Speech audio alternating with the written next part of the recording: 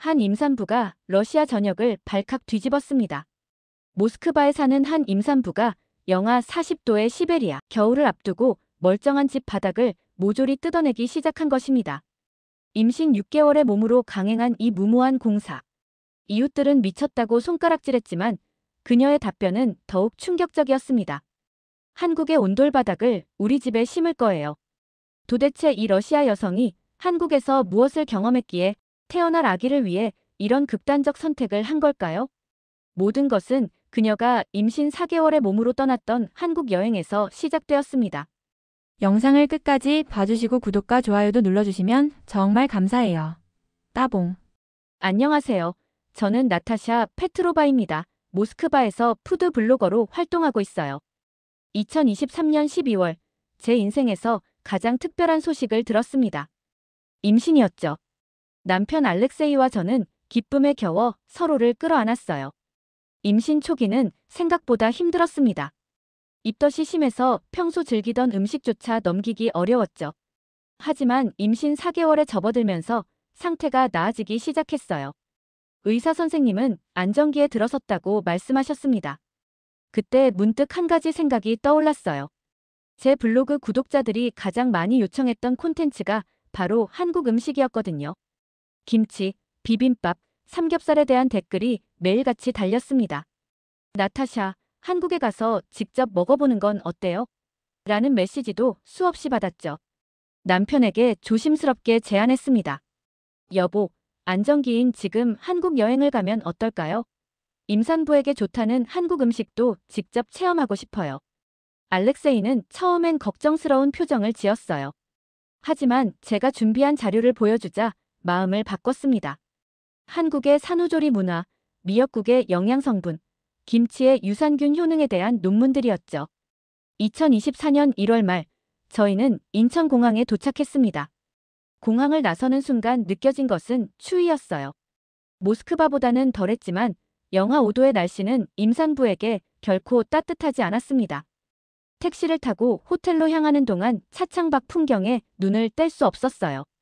깔끔하게 정돈된 거리, 밤늦은 시간에도 환하게 빛나는 간판들, 그리고 눈에 띄는 것이 하나 더 있었습니다.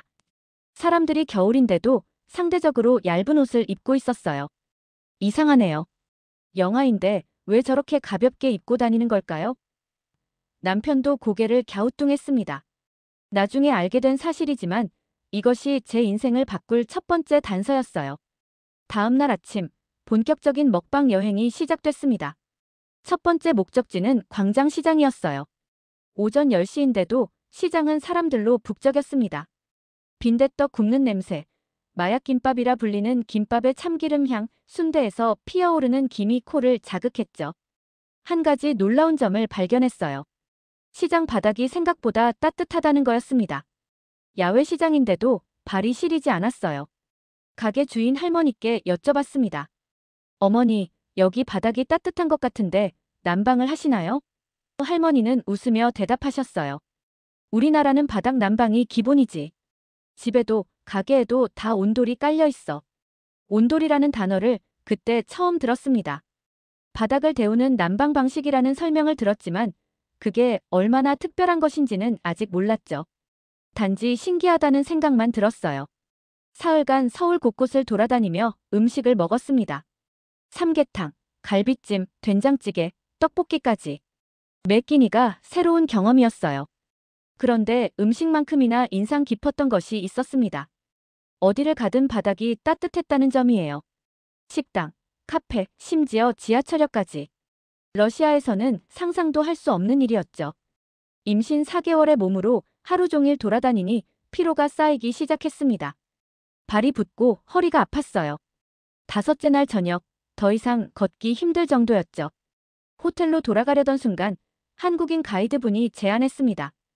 찜질방에 가보시는 건 어떠세요? 임산부들도 많이 가는 곳이에요. 찜질방이라는 단어가 생소했어요. 러시아에도 사우나 문화가 있지만 한국의 찜질방은 조금 다르다고 했습니다. 가이드분의 안내로 용산에 있는 대형 찜질방으로 향했죠. 건물에 들어서자마자 압도당했어요. 3층 규모의 거대한 실내 공간이었습니다. 로비에서부터 느껴지는 따뜻한 공기, 그리고 맨발로 걷는 사람들의 모습이 눈에 들어왔어요. 입장료를 내고 탈의실로 들어갔습니다. 옷을 갈아입고 찜질복을 받았어요. 면 소재의 반팔 상의와 반바지였습니다. 임신 4개월의 배가 살짝 나온 제 몸을 편하게 감싸주었죠. 탈의실 문을 열고 나오는 순간 놀라운 광경이 펼쳐졌습니다. 수십 명의 사람들이 바닥에 앉아 있거나 누워 있었어요. 어떤 이는 책을 읽고, 어떤 이는 휴대폰을 보고, 어떤 이는 그냥 눈을 감고 쉬고 있었습니다. 하지만 가장 놀라운 건 따로 있었어요. 모두가 바닥에 직접 앉거나 누워 있었다는 점입니다. 러시아에서는 상상도 못할 일이었죠. 차가운 바닥에 앉으면 병에 걸린다고 어릴 때부터 배웠거든요. 특히 임산부는 절대 금물이었습니다. 조심스럽게 바닥에 손을 댔어요. 따뜻했습니다. 아니, 따뜻한 정도가 아니었어요. 포근하고 부드러운 온기가 손바닥을 통해 전해졌죠. 망설이다가 천천히 바닥에 앉아봤습니다. 그 순간을 어떻게 표현해야 할까요? 마치 거대하고 따뜻한 손바닥 위에 앉은 것 같았어요. 온기가 엉덩이와 허벅지를 통해 온몸으로 퍼져나갔습니다. 5일간 쌓인 피로가 녹아내리는 느낌이었죠. 남편 알렉세이는 남성 공간에 있었기 때문에 저는 혼자였어요. 주변을 둘러보니 저처럼 배가 나온 임산부들이 여럿 보였습니다. 한 분은 배를 쓰다듬으며 바닥에 누워 계셨죠. 용기를 내어 말을 걸어봤어요. 실례지만 임산부가 바닥에 누워도 괜찮나요? 그분은 환하게 웃으며 대답했습니다. 물론이죠. 오히려 임산부한테 온돌이 제일 좋아요. 혈액순환도 도와주고 부은 발도 가라앉혀줘요. 온돌. 광장시장에서 들었던 바로 그 단어였습니다. 이제 조금씩 이해가 되기 시작했어요. 한국 사람들이 겨울에도 얇게 입고 다니는 이유, 바닥에 앉아서 밥을 먹는 문화, 모든 것이 이 바닥 난방 시스템과 연결되어 있었던 거죠. 저도 조심스럽게 바닥에 누워봤습니다. 등을 통해 전해지는 온기가 척추를 따라 올라갔어요. 긴장되어 있던 어깨 근육이 풀리고 허리 통증이 사라지기 시작했습니다. 얼마나 시간이 흘렀을까요? 잠이 들었던 것 같아요. 깨어났을 때는 1시간이 지나 있었습니다. 임신 후 처음으로 깊게 잔 것 같았어요. 뱃속의 아기도 편안했는지 태동이 느껴졌죠. 가이드분이 다가와 물었습니다. 어때요? 괜찮으세요? 저는 고개를 끄덕이며 답했어요. 놀라워요.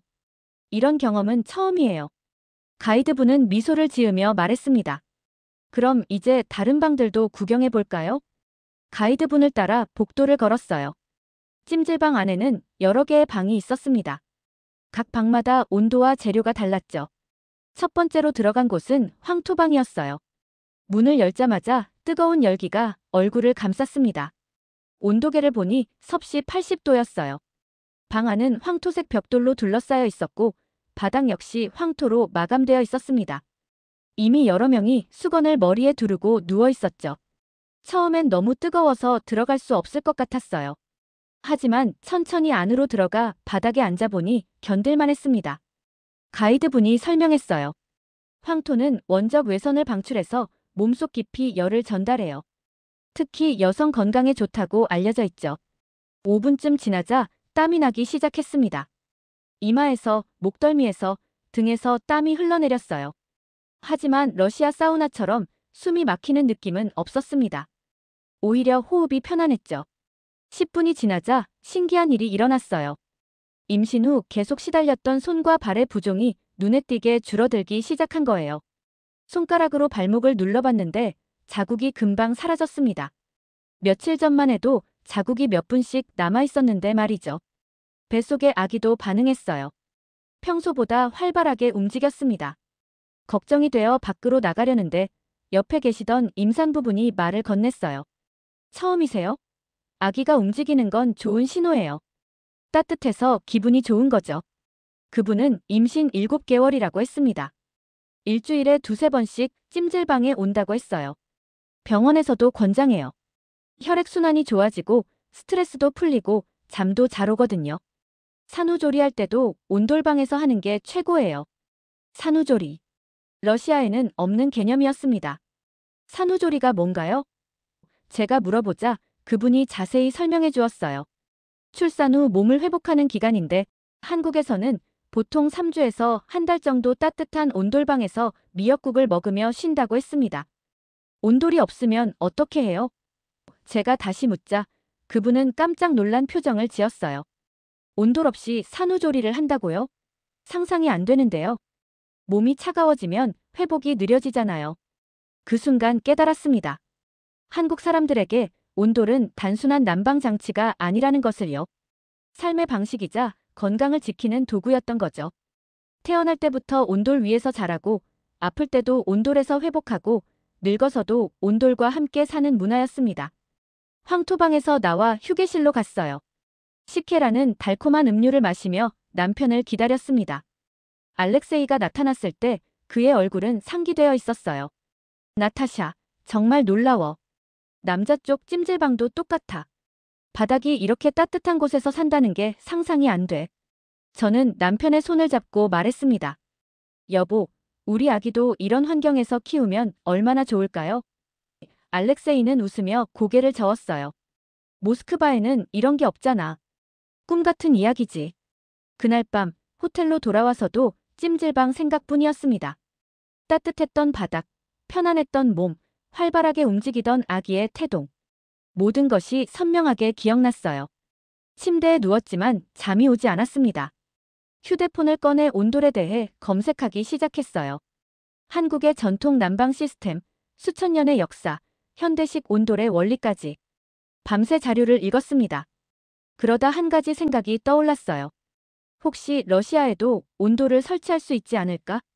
한국에서의 마지막 이틀은 온돌 연구에 집중했어요. 찜질방을 3곳이나 더 방문했고 온돌이 설치된 한옥 게스트하우스에서 하룻밤을 보내기도 했습니다. 그곳에서의 경험은 결정적이었죠. 게스트하우스 사장님은 60대 여성분이었어요. 방에 들어서자마자 바닥의 온기가 발을 감쌌습니다. 사장님이 설명했어요. 이 집은 100년 된 한옥이에요. 옛날 방식 그대로 아궁이에 불을 떼서 바닥을 데우는 전통 온돌이죠. 밤에 이불을 깔고 누웠을 때의 그 느낌을 잊을 수가 없어요. 침대가 아닌 바닥이었지만 전혀 불편하지 않았습니다. 오히려 침대보다 훨씬 편안했죠. 등과 허리가 바닥에 밀착되면서 자세가 자연스럽게 펴졌어요. 그날 밤 아기가 유난히 많이 움직였습니다. 배를 손으로 쓰다듬으며 생각했어요. 이 아이가 태어나서 처음 기어다닐 곳이 차가운 러시아 바닥이라는 게 안타까웠죠. 한국 아이들처럼 따뜻한 온돌 위에서 뒹굴 수 있다면 얼마나 좋을까? 2024년 2월 초 모스크바로 돌아왔습니다. 공항에서 집까지 가는 동안 체감온도는 영하 25도였어요. 집 안도 크게 다르지 않았습니다. 난방을 최대로 틀어놔도 바닥은 얼음처럼 차갑더군요. 양말을 3겹 신고도 발이 시렸어요. 카펫을 깔았지만 소용없었습니다. 한국에서의 이주가 마치 꿈처럼 느껴졌죠. 매일 밤 찜질방 영상을 찾아보며 그리워했습니다. 임신 5개월에 접어들었어요. 배가 더욱 불러왔고 몸도 무거워졌습니다. 러시아의 겨울은 여전히 혹독했죠. 집 안에서도 두꺼운 옷을 입고 지냈어요. 바닥에 앉는 건 상상도 할 수 없었습니다. 어느 날 저녁 더 이상 참을 수 없었어요. 남편에게 진지하게 말했습니다. 여보, 우리 집에 온돌을 설치할 수 없을까요? 알렉세이는 숟가락을 내려놓고 저를 바라봤어요. 온돌. 한국에서 본 그 바닥 난방 말이야. 저는 준비한 자료를 꺼냈습니다. 온돌의 원리 건강상 이점, 특히 영유아 발달에 미치는 긍정적 영향까지 정리한 문서였어요. 한국어 논문을 러시아어로 번역해서 출력해둔 것도 있었죠. 남편은 자료를 훑어보더니 고개를 저었어요. 나타샤, 이건 한국 시스템이야. 러시아에서 이런 걸 설치해줄 업체가 있을 것 같아. 또 맞는 말이었습니다. 모스크바에는 온도를 아는 사람조차 없었으니까요. 하지만 포기할 수 없었어요. 인터넷을 뒤지기 시작했습니다. 러시아어로, 영어로, 한국어로 검색했죠. 유럽에 온도를 설치한 사례가 몇 건 있었어요. 독일의 한 한국인이 자택에 설치했다는 기사도 찾았습니다. 임신 6개월이 되었어요. 본격적인 겨울이 시작되는 시기였습니다. 모스크바의 2월은 영하 30도까지 내려가죠. 집 안 온도를 25도로 맞춰놔도 바닥은 여전히 차가웠어요. 어느 날 밤 바닥에 손을 대보다가 결심했습니다. 이 아이가 태어나기 전에 반드시 온도를 설치하겠다고요. 남편을 다시 설득하기 시작했어요. 이번에는 다른 방법을 썼습니다. 블로그에 한국 온돌 체험기를 올렸어요. 찜질방에서 찍은 사진들, 황토방에서의 경험담, 임산부에게 좋았던 점들을 솔직하게 적었습니다. 반응은 폭발적이었죠. 하루 만에 댓글이 300개가 넘게 달렸어요. 대부분이 비슷한 내용이었습니다. 저도 한국에서 온돌을 경험했어요. 러시아에도 있으면 좋겠어요. 어떻게 설치할 수 있나요? 비용이 얼마나 들까요? 이 댓글들을 남편에게 보여줬습니다. 알렉세이의 표정이 조금씩 변하기 시작했어요. 블로그 글이 올라간 지 사흘째 되던 날 예상치 못한 이메일을 받았어요. 발신자는 한국의 한 건축자재 회사였습니다. 제목은 간단했죠. 러시아 온돌 설치 프로젝트 제안. 이메일을 열어보는 손이 떨렸어요. 내용은 이랬습니다. 그 회사는 최근 유럽 시장 진출을 준비하고 있었고 러시아를 첫 번째 타깃으로 삼고 있다고 했어요. 제 블로그 글을 보고 연락했다는 거였죠. 저희 회사는 현대식 온돌 시스템을 제조합니다. 귀하의 사례를 러시아 시장 진출을 위한 첫 번째 시범 케이스로 삼고 싶습니다. 무료로 설치해드리고 그 과정을 기록하여 마케팅 자료로 활용하고 싶습니다. 믿을 수 없었어요. 남편을 불러 이메일을 함께 읽었습니다. 알렉세이도 놀란 표정이었죠. 이게 사기는 아니겠지? 저도 조심스러웠어요. 하지만 회사 홈페이지를 확인해 보니 실제로 존재하는 중견기업이었습니다. 화상통화로 담당자와 미팅을 했어요. 30대 중반으로 보이는 김 과장님이었습니다. 그분은 유창한 영어로 설명했죠. 저희 온돌 시스템은 전기식입니다. 전통 온돌처럼 불을 때는 방식이 아니라 바닥에 전열선을 깔아서 가열하는 방식이에요. 기술적인 설명이 이어졌습니다. 설치 기간은 약 2주, 필요한 자재는 모두 한국에서 가져오며 시공 기사 2명이 직접 모스크바로 올 거라고 했어요. 단 한 가지 조건이 있었습니다. 설치 과정과 사용 후기를 블로그와 유튜브에 올려달라는 거였어요. 마케팅 자료로 쓰겠다는 의도였죠. 저는 주저없이 동의했습니다. 오히려 감사한 일이었으니까요. 2024년 3월 초 임신 6개월에 접어들었어요. 배가 많이 나와서 움직이기 불편했지만 온돌 설치를 위해 집을 정리하기 시작했습니다. 김 과장님과의 연락은 계속됐죠. 공사는 거실부터 시작할 예정입니다. 약 30제곱미터 정도 되죠. 바닥을 드러내고 단열재를 깔고 전열선을 설치한 다음 마감재를 올립니다. 이웃들이 수근거리기 시작했어요. 엘레나 아줌마가 물었습니다. 나타샤, 임신 중인데 왜 집을 고치는 거야? 위험하지 않아? 설명해줬지만 이해하지 못했죠. 바닥을 데운다고. 그냥 카펫 깔면 되잖아. 3월 중순, 드디어 한국에서 시공팀이 도착했어요. 이 대리님과 박 기사님, 두 분이었습니다. 공항에서 만났을 때 그분들이 들고 온 짐이 어마어마했죠. 큰 가방 6개에 공구 상자까지. 집에 도착해서 바로 작업이 시작됐습니다. 먼저 거실 바닥을 뜯어내는 작업부터였어요. 전동 공구 소리가 아파트 전체에 울렸죠. 이웃들이 항의하러 올 정도였습니다. 바닥을 걷어내자 콘크리트 슬래브가 드러났어요. 이 대리님이 설명했습니다. 이 위에 단열재를 깔고요. 그 다음 반사 필름을 붙입니다. 그래야 열이 위로만 올라가거든요. 작업을 지켜보는 게 신기했어요. 은색 반사 필름이 바닥 전체를 덮었고 그 위에 격자 모양으로 전열선이 깔렸습니다. 박 기사님이 말했죠. 이 선 하나하나가 열을 내요. 온도 조절은 거실 벽에 설치할 온도계로 합니다. 첫째 날 작업이 끝났을 때 거실은 완전히 난장판이었어요. 하지만 기대감이 더 컸습니다. 남편도 신기한 듯 작업 과정을 영상으로 찍었죠. 둘째 날 전열선 위로 시멘트 몰타를 부었어요. 얇게 펴발라서 전선을 고정시키는 작업이었습니다. 이 대리님이 말했어요. 이게 마르는데 이틀 정도 걸려요. 그 다음 마감재를 올립니다. 기다리는 시간이 길게 느껴졌어요. 매일 거실을 들여다보며 언제 완성될지 손꼽아 기다렸습니다. 임신 6개월의 몸으로 서 있기 힘들었지만 궁금증을 참을 수 없었죠. 나흘째 되던 날 드디어 마감 작업이 시작됐어요. 박 기사님이 장판을 깔기 시작했습니다. 한국에서 가져온 특수 장판이었죠. 일반 장판보다 두껍고 열전도율이 좋다고 했어요. 마지막으로 벽에 온도 조절기를 설치했습니다. 디지털 디스플레이에 현재 온도와 설정 온도가 표시됐어요. 이 대리님이 사용법을 알려줬습니다. 처음엔 20도 정도로 설정하세요. 천천히 올리는 게 좋아요. 모든 작업이 끝났어요. 거실이 원래대로 돌아왔습니다. 아니, 원래보다 더 깔끔해 보였죠. 이 대리님이 스위치를 켰어요. 이제 30분만 기다려보세요. 시계를 보며 기다렸습니다. 10분, 20분, 30분. 조심스럽게 거실로 들어가 양말을 벗고 맨발로 바닥을 밟아봤어요. 따뜻했습니다. 한국 찜질방에서 느꼈던 바로 그 온기였어요. 눈물이 날 것 같았습니다. 정말로 해냈구나. 모스크바 한복판에 한국의 온도를 설치했다는 게 믿기지 않았죠. 남편을 불렀어요.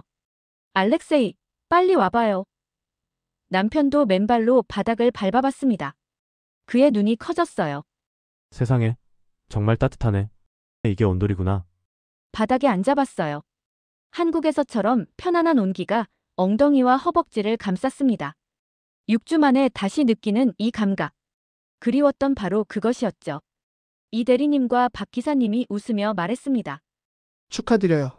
러시아 최초의 가정용 온돌 설치 성공입니다. 저는 두 분께 감사 인사를 했어요. 그날 밤 거실 온돌 바닥에서 처음으로 잤습니다. 이불을 깔고 누웠어요. 침대보다 훨씬 편했습니다. 등과 허리가 펴지면서 몸이 완전히 이완됐죠. 뱃속의 아기도 좋아하는 것 같았어요. 한국에서처럼 활발하게 움직였습니다. 손으로 배를 쓰다듬으며 생각했어요. 이 아이는 운이 좋구나. 러시아에서 태어나지만 한국에 온기 위해서 자랄 수 있으니까. 그리고 마침내 나타샤는 딸을 출산했습니다. 건강한 여자아이였어요. 이름은 소피아로 지었죠. 병원에서 사흘을 보내고 집으로 돌아왔습니다. 집에 도착하자마자 가장 먼저 한 일이 뭐였을까요? 소피아를 온돌 바닥에 눕혀본 거였어요. 얇은 이불을 깔고 조심스럽게 아기를 내려놓았습니다. 온도는 25도로 맞춰뒀죠. 신기한 일이 벌어졌어요. 병원에서 계속 울던 소피아가 바닥에 눕자마자 조용해진 거예요. 작은 손을 움직이며 편안한 표정을 지었습니다. 남편이 말했죠. 아기도 온돌이 좋은가 봐. 산후조리 기간 동안 온돌은 최고의 동반자였어요. 수유할 때도 바닥에 앉아서 했습니다. 등받이 쿠션만 하나 대면 충분했죠. 허리에 무리가 가지 않았고 아기도 편안했어요. 한국에서 배운 대로 미역국을 끓여 먹었습니다. 따뜻한 온돌방에서 따뜻한 미역국을 먹으니 몸이 빠르게 회복됐어요. 3주 만에 거의 정상 컨디션으로 돌아왔죠. 소피아가 생후 3개월이 되었을 때 기기 시작했습니다. 처음 기어간 곳이 바로 온돌 바닥이었어요. 차갑지 않으니까 마음 놓고 기어다니게 할 수 있었죠. 두꺼운 옷을 입힐 필요도 없었습니다. 이웃들이 계속해서 찾아왔어요. 소피아를 보러 온다는 핑계로 온돌을 구경했죠. 한 이웃은 그 자리에서 김 과장님께 전화를 걸어 설치 예약을 했습니다. 6개월이 지난 지금 우리 아파트 단지에만 온돌을 설치한 집이 5가구나 됩니다. 모두 제 블로그를 보고 결정했다고 했어요. 한국 회사의 모스크바 지사도 정식으로 문을 열었죠. 얼마 전 한국 방송국에서 연락이 왔어요. 해외에 온돌을 설치한 사례를 취재하고 싶다는 거였습니다. 카메라 앞에서 인터뷰를 했죠. 한국의 온돌은 제 인생을 바꿨어요. 단순한 난방 시스템이 아니라 삶의 질을 높여주는 문화였습니다. 소피아는 이제 돌을 앞두고 있어요. 온돌 바닥에서 첫걸음마를 떼고 온돌 바닥에서 놀고 온돌 바닥에서 잠듭니다. 이 아이는 러시아에서 태어났지만 한국의 따뜻함 속에서 자라고 있어요. 가끔 생각해요. 만약 그때 한국 여행을 가지 않았다면 어땠을까? 찜질방에 들어가지 않았다면 어땠을까? 온돌이라는 걸 몰랐다면 우리 가족은 지금도 차가운 바닥에서 살고 있었겠죠. 한국은 제게 단순히 여행지가 아니었습니다. 새로운 삶의 방식을 알려준 곳이었어요. 수천 년 동안 추운 겨울을 견뎌온 한국 사람들의 지혜가 이제 영하 40도의 시베리아에서도 빛을 발하고 있습니다. 오늘도 소피아는 온돌 바닥에서 뒹굴며 웃고 있어요. 이 따뜻한 바닥이 우리 아이의 일상이 된 것처럼 언젠가는 러시아의 많은 아이들도 이 온기 위에서 자랄 수 있기를 바랍니다. 재미있게 보셨다면 이 영상이 널리 퍼질 수 있게 주변 사람들에게 공유해주세요. 여러분의 구독과 좋아요는 영상 제작에 큰 힘이 됩니다. 감사합니다.